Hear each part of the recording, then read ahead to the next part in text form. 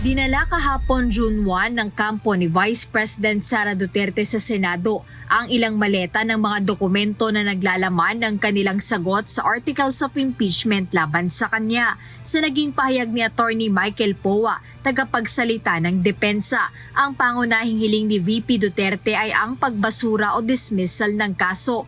Ngunit kung hindi ito mapagbibigyan, handa naman silang depensahan ang Vice Presidente pagdating ng mismong impeachment trial.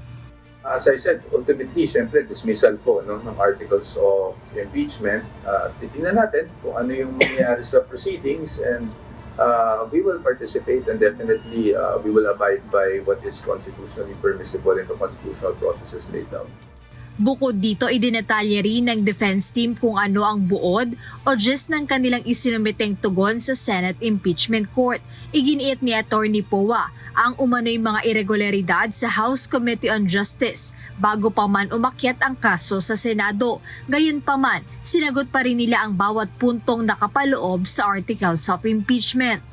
Ang summary po ng answer namin is we really just set forth, yung sabi ko nga kanina, yung defenses ng Vice President, yung nakita nating mga infirmities kahit dun sa naganap na Committee on Justice proceedings. No? Isa na dyan, siyempre, yung sinasabi natin na wala namang ebidensyang naka-attach sa mga impeachment complaints at yung mga ebidensya umano na inilabas ay inilabas lamang o nagkalap lamang doon sa committee proceedings after we have already filed our answer before the Committee on Justice.